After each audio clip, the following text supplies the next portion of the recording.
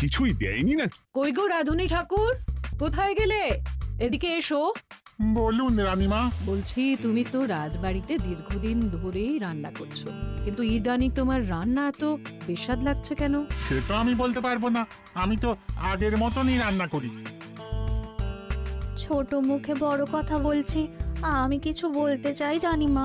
এই তুই আবার পাকামো করতে এসছিস কেন রে? তোকে কি রানীমা ডেকেছেন নাকি? আহ, কি বলতে চাইছে শুনেই দেখি না, বলো। রানীমা, এখন আর রাঁধুনি ঠাকুর আগের মতো যত্ন নিয়ে রান্না করেন না। রান্নাঘরে পড়ে পড়ে ঘুমোয় আর তাড়াহুড়ো করে কোনো রকমে রান্না করে দেন। একদম বাজে কথা বলবি না। বাজে কথা না রানীমা, শিলনোড়ায় বাটতে ওনার কষ্ট হবে বলে আজকাল রাঁধুনি ঠাকুর শুধু জিরে ফোড়ন দিয়ে রান্না করেন। এত বেতন দিয়ে তোমাকে রাখা হয় কি এই ফাঁকিবাজির জন্যে? কি মানে ভুল হয়ে গেছে। এর যদি এই ভুল করার ইচ্ছে হয় তাহলে তল্পি তল্পা গুটিয়ে বাড়ি গিয়ে ভুল করো, মনে থাকবে? মনে থাকবে মহারাজ। কি হচ্ছে বলো তো রানী? সকালে বাগানে পায়চারি করছিলাম, দেখি মালি একটা গাছেও জল দেয়নি। এই গরমে জল না পেলে যে গাছপালাগুলো মরে যাবে। সবাইকে এবার মনে হচ্ছে বলে বলে কাজ করাতে হবে।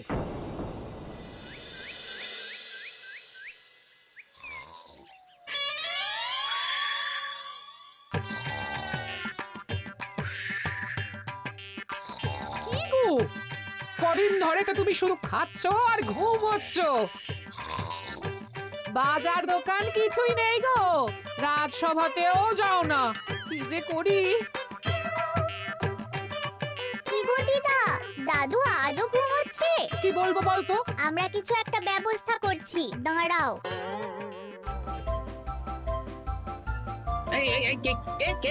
ওটা দাদু, আর কত ঘুমে? কুড়েমির একটা সীমা থাকে। ওঠো বলছি, ওঠো, ওঠো না। আমি বুঝতে পারছি বাড়ির কাজ, বাজার দোকান এসব না করার জন্য তুমি পড়ে পড়ে ঘুমোচ্ছ। দাদু কাজে ফাঁকি দিচ্ছে দিদা।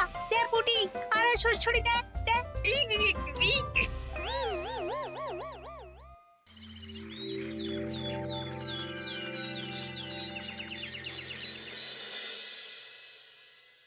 মহারাজের শরীর খারাপ না মন খারাপ? মহারাজ এরকম চুপ করে ঘুম মেরে থাকলে তো রাজপাট সব উঠে যাবে। কিছুই বুঝতে পারছি না। মহারাজ আছেন চুপটি করে, নেই যে মুখে শব্দ। ফাঁকি দিলে এবার তাকে করব আমি জব্দ। অনেক শুয়েছি, আর নয়। মহারাজ, কে ফাঁকি দিচ্ছে? আমি তো ফাঁকি দিই না। পণ্ডিত, তুমি দিচ্ছ নাকি ফাঁকি? বৈদ্য, আমি ফাঁকি দিলে সবাই ওই রোগে ভুগে মরে যাবে। আমি তো রোজ সময়ই রাজসভায় আসি, তাহলে আমি বলছি আসল কারণ। রাজবাড়ির রাঁধুনি ফাঁকি দিচ্ছে, আর 3 দিন ধরে রাজসভায় গোপাল বেপাত্তা। হ্যাঁ, এই গোপাল বেটাই আসল ফাঁকিবাজ। ওকে বরখাস্ত করে দিন। গোপালকে যদি বরখাস্ত করা হয় তাহলে বিপদে আপদে মহারাজের পাশে দাঁড়াবে কে? অসময় মহারাজ বুদ্ধি পাবেন কার কাছে? এই সুযোগ, এই সময় গোপালকে মহারাজের চক্ষুশূল করতে হবে, তাহলে আমি একেবারে জেঁকে বসতে পারবো। মহারাজ, গোপাল ঠিক কতটা ফাঁকিবাজ হয়ে উঠেছে তার কোনো ইয়ত্তা নেই। হ্যাঁ বলুন তো। বেটা গোপাল কোনোদিন সঠিক সময়ে রাজসভায় আসে না। কোনো দিন তো আসেই না, যেমন আজকেও আসেনি। আর না এলে মহারাজকেও কারণটা জানায় না। আপনাকে সম্মান করা তো দূরের কথা, কোনো ভ্রুক্ষেপই করে না। এটা কিছুটা হলেও মন্ত্রী মশাই ঠিক কথা বলছেন। হ্যাঁ, এ তো একদম সঠিক কথা। ঠিক বলেছ। প্রহরী, প্রহরী, বলুন মহারাজ। তুমি আরেকজনকে সাথে নিয়ে এক্ষুনি গোপালকে তুলে নিয়ে এসো। আচ্ছা মহারাজ। বলি, তুমি আজকেও রাজসভায় কামাই করবে? অর্ধেক দিন কামাই করলে বেতন কাটা যাবে গো। গিন্নিমা, গোপালকে মহারাজ ডাকলেন। ওই দেখো, রাজবাড়ি থেকে প্রহরীও ডাকতে এসেছে। ওহ, মহারাজের আদেশ না শুনলে তোমাকে তুলে নিয়ে যেতে বাধ্য হব। আরে দাঁড়িয়ে দেখছিস কি? তুলে নিয়ে চল। ঠিক বলেছিস, তুই হাত ধর আর আমি পা ধরি। আমরা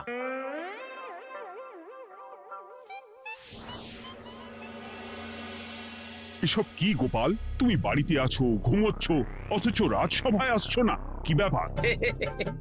আগে মহারাজ, মস্তিষ্ককে বিশ্রাম দিয়ে বুদ্ধি বাড়াচ্ছিলাম। অনেক ব্যবহার হয়েছে তো, তাই একটু বিশ্রাম দরকার আর কি। আমার পুরো রাজসভাটাই ফাঁকিবাজ। আমি সবাইকেই বিদায় করব, আর গোপালকেও। এই সেরেছে, আমি ফাঁকিবাজ নই মহারাজ। আমি খোঁজ নিয়ে দেখেছি সবাই কম বেশি গায়ে হাওয়া লাগিয়ে ঘুরছে। মহারাজ, আমি তো নদীর পাড়ে বসে শীতল হাওয়া গায়ে লাগাই, তবেই তো ঢেউয়ের মতো আমার ছন্দ আসে। কেউ ফাঁকিবাজ না মহারাজ, আসল ফাঁকিবাজ গোপাল। মহারাজ, আমি যদি দরকারে আপনাকে বুদ্ধি দিয়ে, ফাঁকা সময়ে বিশ্রাম দিয়ে ফাঁকিবাজ হই, তাহলে মন্ত্রী মহা ফাঁকিবাজ। কারণ মন্ত্রীর কাজ রাজাকে বুদ্ধি দেওয়া, তা তিনি করেন না বলেই আমাকে দরকার পড়ে। আমি তো ভাঁড়, আমি শুধু হাসাবো, এটাই আমার কাজ। তাতে কি, সেনাপতিও তো সেনাপ্রধান, ও কি যুদ্ধ করে? রাজ্যে শান্তি শৃঙ্খলা বজায় আছে, তাহলে যুদ্ধ করে হবেটা কি? হ্যাঁ, অকারণে পায়ে পা দিয়ে যুদ্ধ বাঁধাবো নাকি? হ্যাঁ, যত সব। যখন তখন বিপদ আসতে পারে, তাই যুদ্ধের জন্য সব সময় সামরিক শক্তিকে প্রস্তুত থাকা দরকার। হ্যাঁ, এটা গোপাল ঠিক বলেছে। সেনাপতিকে তো কোনোদিন সেসব নিয়ে মহড়াও করতে দেখি না। তাহলে দাঁড়ালো 3 জন ফাঁকিবাজ। মূল অভিযুক্ত গোপাল দিন রাত কামাই করে, মন্ত্রী মহারাজকে বুদ্ধি দেয় না, আর সেনাপতি যুদ্ধের প্রস্তুতি নেয় না। এই 3 জনকে আমি বিদায় করব। এই সেরেছে, এ তো দেখছি বিনা মেঘে বজ্রপাত। না, তবে তোমরা যে ফাঁকিবাজ নও সেটা প্রমাণ করার জন্য 12 ঘন্টা সময় দেব। আমাদের কি করতে হবে? তোমাদের 3 জনকে 3টে খালি বস্তা দেব। প্রত্যেকে ওই খালি বস্তা নিয়ে জঙ্গলে যাবে, আর এই 12 ঘন্টার মধ্যে জঙ্গল থেকে বস্তা ভরে আনবে। একটা বস্তা ভরার জন্য 12 ঘন্টা সময়? এ তো খুবই সহজ কাজ। সহজ কঠিন জানি না, যে ফাঁকি দিয়ে ফাঁকা বস্তা জমা দেবে বা কিছুটা ভর্তি কিছুটা খালি আনবে, সে সাজা পাবে। আচ্ছা মহারাজ, আমি বস্তায় কি নিয়ে আসবো সেটা কি আপনি দেখবেন? তা দেখব না, কিন্তু বস্তা ভরে আনতে হবে। আর যা বস্তায় ভরে আনবে তাই নিয়ে সবাই বাড়ি ফিরে যেতে পারবে। তার মানে বস্তাতে যা থাকবে সব বস্তার মালিকই পাবে। একদম তাই। বুঝে গেছি, ভিতরে কোনো গভীর পরিকল্পনা আছে। প্রহরী, প্রহরী, তুমি এই 3 জনকে 3টে বস্তা দিয়ে দাও। যথা আজ্ঞা মহারাজ। আর বাকি সভাসদেরা আজকে রাজসভাতেই থাকুক। ওরা 3 জন আসবে, ওদের বিচার হবে, তারপর ফিরবে। আমাদের খাওয়া দাওয়া তাহলে রাজবাড়ির তরফ থেকেই দেয়া হবে মহারাজ? হ্যাঁ। জঙ্গলে তো যাচ্ছি, কি নেব? গোপাল, আমি বলি কি, তুমি বরং আমার বস্তায় ঢুকে যাও, আমি তোমাকেই নিয়ে ফিরে যাই, লেটা চুকে যাবে। আপনি যদি একা আমাকে বস্তায় ভরে নিয়ে যেতে পারেন তো চলুন। একা? এই সেরেছে। দাঁড়ান, আমি আপনার কাঁধে চড়ে দেখি আপনি আমাকে বইতে পারবেন কি পারবেন না। না না, মুখ ফসকে বলে ফেলেছি, মাথা খারাপ নাকি? তাহলে নিজের মতন থাকুন।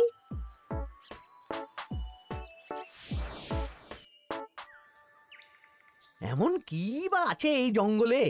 আমার কাজে লাগার মতন তো কিছুই দেখতে পাচ্ছি না। ওই তো ওই দিকটা একটু ছায়া আছে বেশ, ওই গাছের নিচে গিয়ে বিশ্রাম নিই। সেনাপতি, অত চিন্তা ভাবনা করার কিছুই নেই। মহারাজ তো আর দেখবেন না আমরা বস্তায় কি ভরে নিয়ে যাব। 12 ঘন্টা অনেক সময়। এখন বিশ্রাম নাও। আপনার ইঁদুরের পেট, আপনি বিশ্রাম নিন। দেখি জঙ্গলে থেকে কিছু ফল পেড়ে আগে খাই, তারপর না হয় ওই বস্তাটা ওই ফলমূলের খোসা আর মাটিতে পড়ে থাকা পাতা দিয়ে ভরিয়ে মহারাজের কাছে নিয়ে যাব। হ্যাঁ, বস্তা যখন বাড়ি নিয়েই যেতে পারবো, তাহলে বনের সব থেকে ভালো ভালো ফলগুলো আগে ভরে নি। গিন্নিকে এবার বলবো, বাজার আনি না তো কি হয়েছে, দেখো কত ফল এনেছি। যাই, এর থেকে কিছু মহারাজকে ভেট দেব, মহারাজ বেশ খুশি হবেন।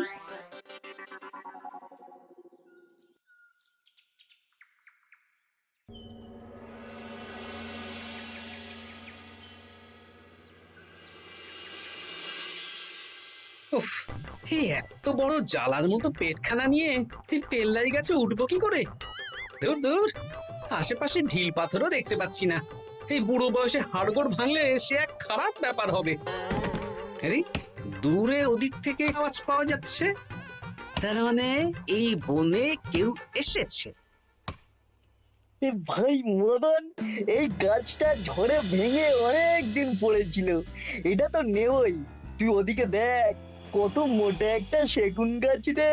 ওই গাছটা নিয়ে গেলে আমরা 1 বছর বসে খেতে পারবো। তাহলে আর দেরি কেন, হাত লাগা। আরে আরে আরে, করো কি এগুলো সব আমাদের মহারাজ কৃষ্ণচন্দ্রের পছন্দের গাছ। ভুলেও এই গাছ কেটে নিয়ে যাওয়ার ভাবনা চিন্তা করো না। আর ওই সেগুন গাছটা তো মহারাজের সবচেয়ে প্রিয়। আরে মহারাজ কি করে জানবে শুনি? এই বনে তো তিনি ভুল করেও আসেন না। এই যে আমি আসি, আমি মহারাজের দূত। তোমরা যদি ভুল করে ওই সেগুন গাছে হাত দাও, তাহলে কিন্তু তোমাদের গর্দান যাবে। এই সেরেছে, কিন্তু আমরা তো কাঠুরিয়া, কাঠ ছাড়া পেট চালাবো কি করে? সে তোমাদের ব্যবস্থা তোমরা করো, অন্য অনেক কাজ আছে। এই সামনের গাছটা মরে পড়ে আছে, এটার কাঠ আমরা নিয়ে যেতে পারবো তো? তা পারবে, এতে অত চিন্তার ব্যাপার নেই। গোপাল আছে যখন, তখন এই রাজ্যের কেউ মুশকিলে থাকবেই না।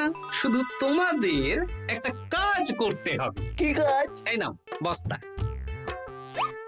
আমার জন্য এই জঙ্গল থেকে টাটকা বিভিন্ন ফল পেড়ে এই বস্তা ভরে দাও। তাহলে মহারাজকে আর তোমাদের কথা বলবো না, বুঝলে? আর তোমাদের যাতে রাজবাড়িতে কোনো কাজ হয় সেই নিয়ে মহারাজের কাছে সুপারিশও করবো, কেমন? বেশ বেশ, এই তুমি তাহলে এখন এখানে বিশ্রাম করো, আমরা তোমার বস্তা ভরে ফল নিয়ে আসছি। ঠিক আছে, আমি তোমাদের কুঠার পাহারা দিচ্ছি। তোমরা ভালো তরতাজা ফল বস্তায় ভরে নিয়ে এসো।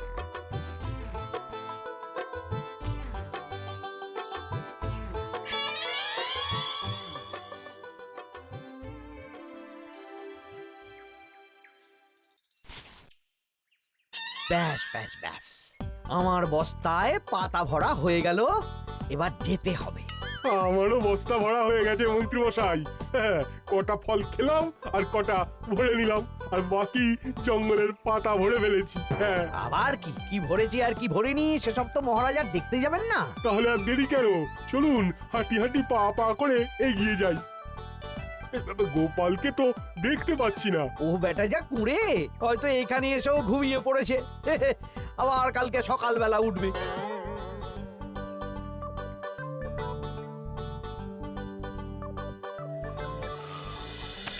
এই যে ভাইয়া, এই যে। হ্যাঁ, কে কে?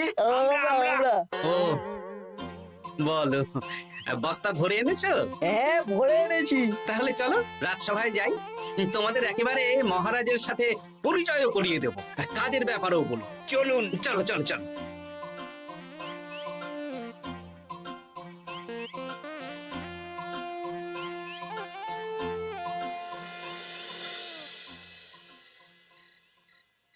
দেখা যাক মন্ত্রী সেনাপতি গোপাল কখন বস্তা ভরে আনে। এই তো চলে এসেছি, বিশ্রাম নিলাম, বস্তাও ভরে ফেললাম। এই দেখুন মহারাজ, আমিও বস্তা ভরে এনেছি। বাহ, তোমাদের বস্তা দেখে তো মনে হচ্ছে খুব হালকা। হ্যাঁ, আপনি যখন আমাদের বস্তা ভরে কি এনেছি সেটা দেখবেন না, তখন অত খাটাখাটনি করে কি লাভ মহারাজ? কিন্তু গোপালের এখনো অবধি দেখা নেই, ও কি সোনা গয়না ভরে আনছে? গোপাল যা কুঁড়ে আর ঘুমকাতুরে, হয়তো জঙ্গলেও ঘুমিয়েই পড়েছে। মহারাজ, আপনি একটা কাজ করুন, আমাকে আর মন্ত্রী মশাইকে যুগ্মভাবে বিজয়ী ঘোষণা করে দিন, ব্যাস। এত তাড়া কিসের? বাবা বাবা বাবা বাবা, তোমরা তিনজনেই বস্তা ভরে এনেছো, আমি খুব খুশি। আমার কথা শুনে কাজ করেছো, তোমরা তিনজনেই বিজয়ী। এবার বাড়ি যাও, যাও। গোপাল কি করে বিজয়ী হয় মহারাজ? এই বস্তা ভরে নিয়ে আসাতেও তো ওর ফাঁকিবাজি ধরা পড়ছে। কিসের ফাঁকিবাজি? এই যে দুটো লোক তোমার হয়ে বস্তা বয়ে আনলো, সে তো মহারাজ সহ আমরা সবাই দেখতেই পেলাম। তা তো ঠিক, গোপাল নিজে হাতে বস্তা ভরে আনেনি। মহারাজ বস্তা ভরে আনতে বলেছেন, আমি এনেছি, এখানেই কথা শেষ। আমি কাকে দিয়ে বস্তা ভরালাম, কে আমাকে সাহায্য করলো, সেসব তো কোনো শর্ত আরোপ করা ছিল না। কিন্তু পরীক্ষাটা তো কে ফাঁকিবাজ সেটা প্রমাণ করার পরীক্ষা। এখানে তো তুমি ফাঁকি দিলে গোপাল। এটাও ঠিক কথা, তাহলে গোপালের শাস্তি পাওয়া উচিত। মহারাজ, আপনার শর্ত ছিল সেই ফাঁকিবাজ বলে প্রমাণিত হবে যে বস্তা খালি আনবে, এইখানে আপনি একটা ছোট্ট ভুল করেছেন মহারাজ। বস্তায় কি আছে সেটা দেখবেন না, আগেই বলে দিয়েছেন। তা তো বলেছি। আপনি নিশ্চয় জানেন পাঠশালায় কিছু ছাত্রছাত্রী থাকে যারা পড়ার বইয়ে মুখ গুজে বসে থাকলেও পড়ায় তাদের মন থাকে না, মাথাতেও পড়া ঢোকে না, তাই সেই পড়া তাদের কোনো কাজে লাগে না। কি পণ্ডিত মশাই, এদেরকেই তো বলে ফাঁকিবাজ। বিলক্ষণ, এরাই ফাঁকিবাজ। ধন্যবাদ। তেমনি আমি যদি বলি সেনাপতি আর মন্ত্রী মশাই ওই ফাঁকিবাজদের মতনই ফাঁকি দিয়ে বস্তা ভরেছে, তাই ওদের বস্তা এত হালকা। সে তো আমি বুঝতেই পারছি। কিন্তু আমার বস্তায় যা জিনিস ভরে এনেছি তা একার পক্ষে সংগ্রহ করা মুশকিল ছিল, তাই আমি দুজনের সহযোগিতা নিয়েছি। মহারাজ, আপনি কি বস্তা খুলে দেখবেন নাকি? না না, আমি খুলে দেখলে আমার কথার খেলাপ হবে। এবার তো দেখছি আবার তিনজনের পরীক্ষা নিতে হবে। হ্যাঁ, নইলে প্রকৃত ফাঁকিবাজ কে সেটা প্রমাণ হবে না। কিন্তু ফাঁকিবাজ ধরার উপায় কি? মহারাজ, আমরা বরং আমাদের বস্তা নিয়ে বাড়ি না গিয়ে একদিন কারাগারেই থাকি, আর তাতেই প্রমাণ হবে এই বস্তায় সত্যি কি আছে যা আমাদের নিজেদের কাজে লাগবে। এটা ভালো বুদ্ধি।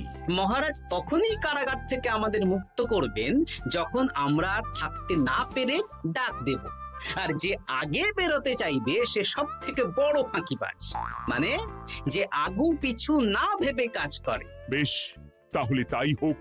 মহারাজ, কারাগারে শুধু জল ছাড়া আর কিচ্ছু দেওয়া হবে না, কারণ বস্তায় তো আর জল থাকতে পারে না। না না, তা কি করে হয়? শুধু জল? হ্যাঁ, আমি তো লোককে দিয়ে বস্তা ভরিয়েছি। আপনারা নিজে কি এমন কাজের জিনিস ভরেছেন সেটাই প্রমাণ হবে। বেশ, তাহলে তোমরা কারাগারে যাও। প্রহরী, ব্যবস্থা করো। আর এই দুজন কাঠুরিয়া বেশ কর্মঠ মহারাজ, যদি কোনো রাজবাড়ির কাজ থাকে এদের দিয়ে করাতে পারেন। আমার বাগানের মালিটা খুব ফাঁকি দিচ্ছে, তাহলে ওদের সাথে কথা বলে নিচ্ছি। যাও যাও, তোমরা কারাগারে যাও।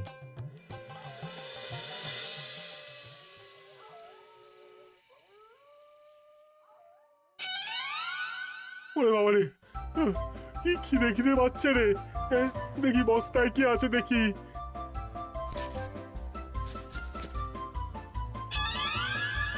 দু একটা পচা ফল, দেখি দেখি একটু ভালো আছে। এটা একটু ভালো আছে, হ্যাঁ এটাই খাই, হ্যাঁ এটাই খাই।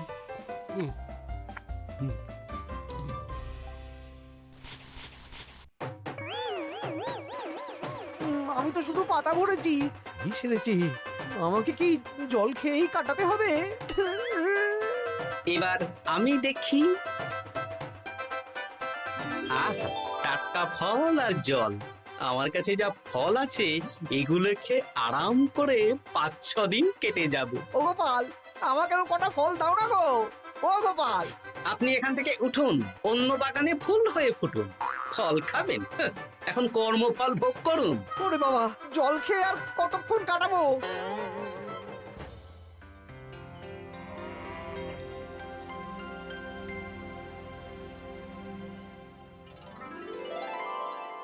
উফ, পেটটা চুই করছে, কি খিদে পেয়েছে না। আমি আমি বাড়ি যাব। আপনি বাড়ি যাবেন? হ্যাঁ। তাহলে বেরিয়ে আসুন, বেরিয়ে আসুন। বেটা গোপাল কায়দা করে এমন শর্ত দিতে বললো, পুরো ফেঁসে গেলাম। আমারও তো খাওয়ার মতন তেমন কিছু নেই, আমিও এখানে থাকবো না। আমি এখানেই আছি, ফল খাবো, জল খাবো, আর প্রকৃতির ডাক এলে একটু বাইরে যাব।